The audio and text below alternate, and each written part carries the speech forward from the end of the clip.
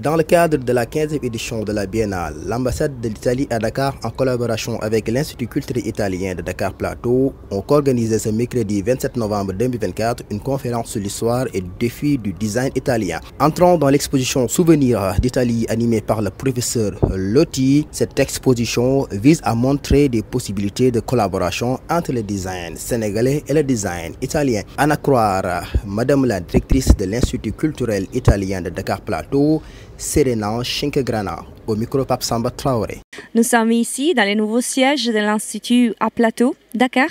ce soir pour une conférence sur le design italien et surtout sur les défis pour les futurs qui nous amènent à se confronter aussi avec la réalité du Sénégal, l'artisanat exceptionnel, les designs qui sont présents ici, pour montrer aussi des possibilités de collaboration entre les designs italiens et les designs sénégalais. Donc c'est un peu ça l'esprit qui nous guide dans la programmation de l'Institut culturel italien de Dakar, de mettre en relation la culture italienne avec la culture sénégalaise pour proposer des concerts, des événements culturels et aussi des expositions. Et je profite de cette occasion pour vous inviter à venir nous visiter à Plateau. Nous sommes derrière l'Assemblée nationale. Nous avons ouvert pour la Biennale de Dakar, les offres de la Biennale de Dakar de cette année, une expo qui s'appelle Souvenirs d'Italie et qui en effet veut un peu subvertir l'idée de l'Italie carte postale qui un peu dans tout le monde les personnes ont sur l'Italie en présentant le travail de 3 artistes qui sont italiens ou résidents en Italie mais qui sont d'origine africaine pour parler d'identité multiple et aussi des ponts qui réunissent l'Italie à l'Afrique. Les défis pour le design italien, c'est un peu les défis pour le design de tout le monde. Donc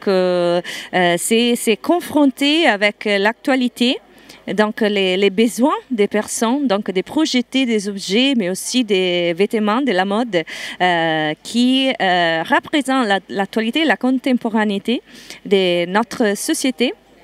qui sont de plus en plus multiculturelles et qui nous proposent aussi des thématiques très importantes sur l'environnement, donc la durabilité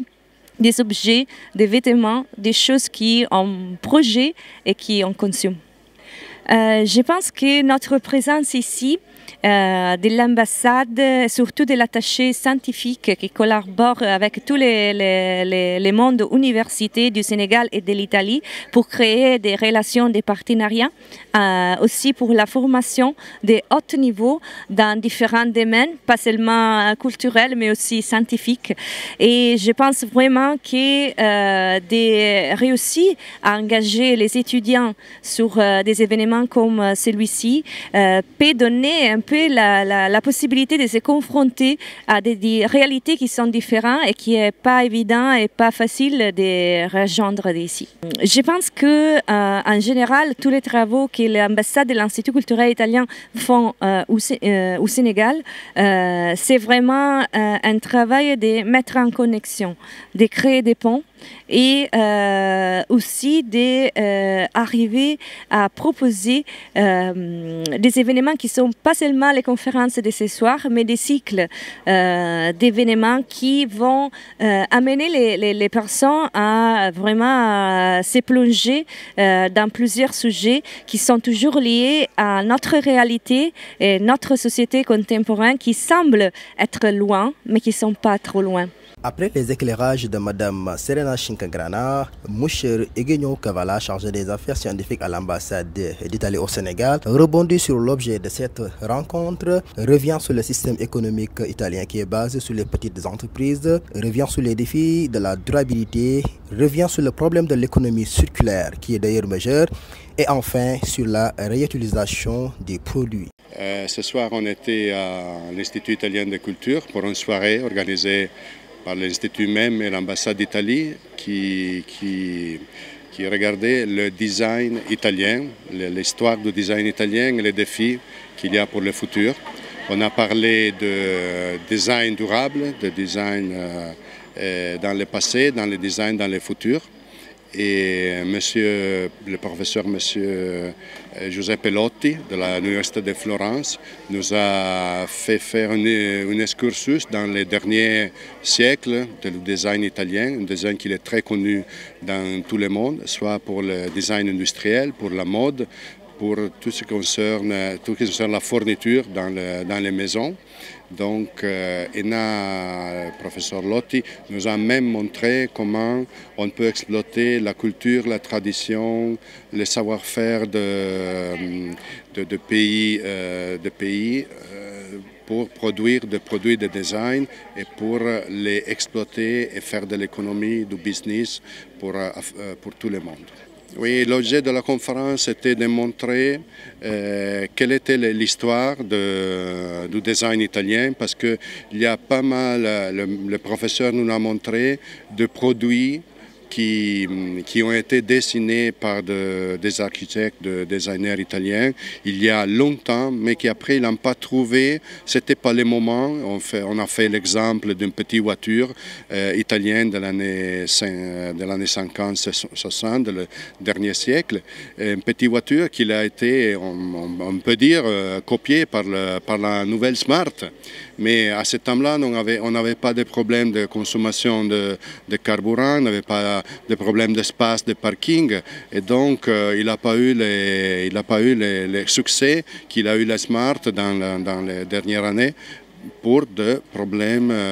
qui, à ce temps-là, n'existaient pas. Nous avons même fait des exemples de design dans des secteurs très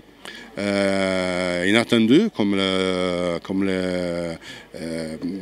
la pasta, parce qu'il y a des designers ils ont essayé de dessiner de nouveaux modèles de pâtes qui ne sont pas les classiques spaghetti ou les penne ou je ne sais pas quoi encore il y a dans la cuisine italienne, mais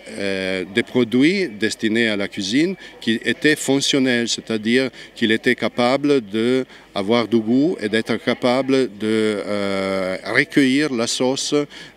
qu'il est nécessaire pour lui donner du goût. Voilà, ce sont deux exemples assez bizarres. Après, il y a tout ce qui concerne la mode, les meubles,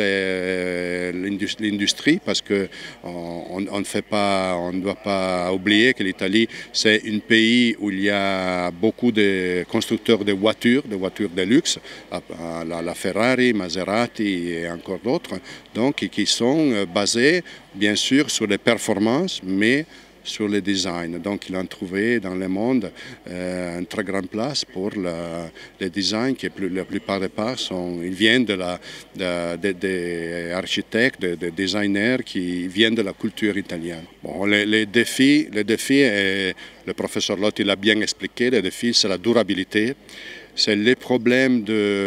comme on l'appelle, l'économie circulaire, de chercher, de réutiliser les produits. On a fait d'exemples du filet de pêche, de plastique, qui peut être remis dans un circuit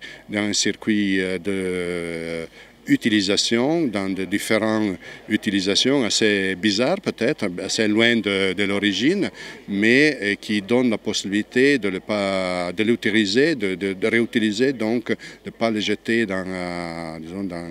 la poubelle et de trouver une deuxième vie, surtout ce qui concerne la plastique, et chercher de réduire l'impact de l'économie humaine dans le monde. L'ambassade d'Italie à Dakar renouvelle sa participation à la Biennale d'art contemporain africain de Dakar et invite le grand public à venir découvrir l'histoire de l'Italie traduite en design et les attentes par rapport aux nouveaux défis d'art contemporain.